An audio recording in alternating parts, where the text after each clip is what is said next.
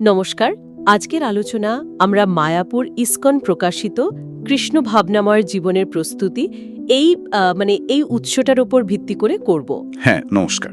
যারা এই আধ্যাত্মিক পথটা নিয়ে জানতে চান আগ্রহী, তাদের জন্য এর মূল ধারণাগুলো একটু সহজ করে বলার চেষ্টা আর কি। ঠিক।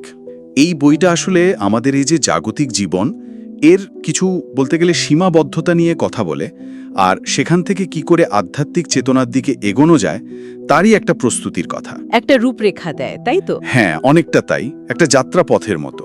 উৎসটা তো শুরুতেই জীবনের কিছু বেশ কঠিন বাস্তবতার কথা মনে করায়, তাই না? যেমন ধরুন জন্ম, মৃত্যু, জরা, ব্যাধি, এই ব্যাপারগুলো। একদম। আর বলছে যে এই যে জাগতিক সুখ, এর পেছনে ছোটাটা আসলে বৃথা, কারণ সবকিছুই তো অস্থায়ী, একসময় শেষ হবেই। হ্যাঁ, আর এখানেই উৎসের একটা খুব গুরুত্বপূর্ণ পয়েন্ট আসছে। এতে আত্মা মানে জীব, যা কিনা শাশ্বত মানে নিত্য, আর আমাদের এই জড় শরীরটা যেটা অস্থায়ী, নশ্বর, এর মধ্যে ফারাকটা বোঝানো হয়েছে। আচ্ছা। উৎস বলছে আমাদের যে দুঃখ তার মূল কারণটাই হলো আত্মা নিজের আসল পরিচয়টা সে যে শাশ্বত সেটা ভুলে এই নশ্বর দেহের সাথেই নিজেকে মিলিয়ে ফেলে। দেহের যে অস্থায়ী চাওয়া পাওয়া সেগুলোর সাথেই জড়িয়ে যায়। ও, তাহলে বিষয়টা দাঁড়াচ্ছে যে আত্মার আসল স্বভাবের সাথে এই জড়জগতের একটা সংঘাত হচ্ছে সবসময়। ঠিক। তো এই অবস্থা থেকে বেরোনোর উপায় উৎস কিসের দিকে ইঙ্গিত করছে? উৎস স্পষ্ট বলছে পথ হলো কৃষ্ণ ভাবনা, চেতনাটাকে জাগতিক জিনিস থেকে সরিয়ে ঈশ্বরের দিকে, কৃষ্ণের দিকে ফেরানো। আত্মার সঙ্গে কৃষ্ণের যে একটা চিরকালের অবিচ্ছেদ্য সম্পর্ক আছে, সেই সম্পর্কটাকে আবার জাগিয়ে তোলার কথা বলা হয়েছে। আচ্ছা। যখন আত্মা তার নিজের স্বরূপটা বোঝে আর ভগবানের সেবায় লাগে, তখনই সে এই জাগতিক অস্থায়ী সুখের ওপরে উঠে গিয়ে একটা অন্যরকম প্রকৃত ও চিরস্থায়ী আনন্দ খুঁজে পায়। উৎসে এটাই বলা হচ্ছে। বেশ গভীর কথা। আচ্ছা, এই পথে এগোনোর জন্য উৎস কি কোনো নির্দিষ্ট পদ্ধতির ওপর একটু বেশি জোর দিয়েছে? হ্যাঁ, দিয়েছে। সবচেয়ে বেশি জোর দেয়া হয়েছে হরে কৃষ্ণ মহামন্ত্র জপ আর কীর্তনের উপর। হরে কৃষ্ণ মহামন্ত্র? হ্যাঁ, উৎসে এটা বারবার বলা হয়েছে।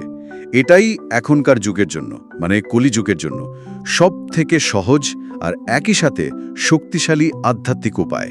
কলিযুগ বলতে ঠিক কি বোঝানো হচ্ছে এখানে?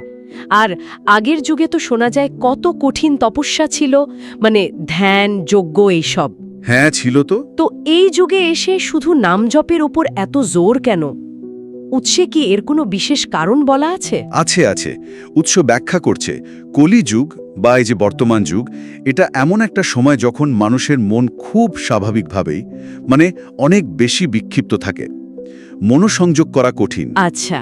তাই আগের যুগের মতো ওই দীর্ঘ সময় ধরে কঠোর তপস্যা বা গভীর ধ্যান করা এখনকার বেশিরভাগ মানুষের পক্ষেই প্রায় অসম্ভব।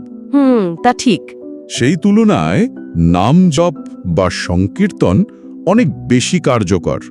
এটা সরাসরি ভগবানের সঙ্গে আমাদের যোগাযোগ ঘটাতে সাহায্য করে আর মনকে ধীরে ধীরে নির্মল করে, শুদ্ধ করে তোলে। তাই এটাকে একই সাথে পথ এবং লক্ষ্যের অংশ হিসেবেই দেখা হচ্ছে।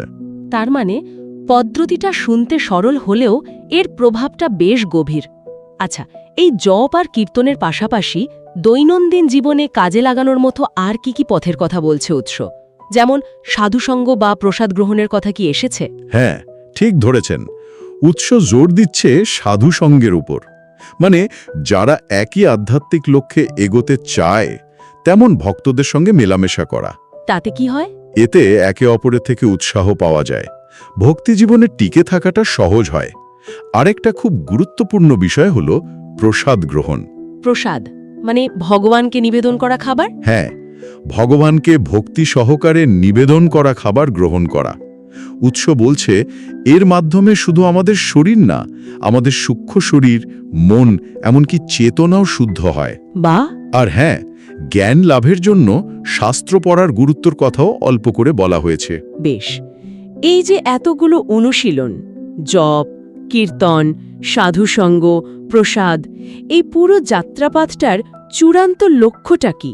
উৎস কি বলছে? এই সবকিছুর মূল লক্ষ্য একটাই, অন্তরে কৃষ্ণ প্রেম জাগ্রত করা। কৃষ্ণ প্রেম? হ্যাঁ, ভগবানের প্রতি একটা শুদ্ধ স্বার্থহীন ভালোবাসা তৈরি হওয়া।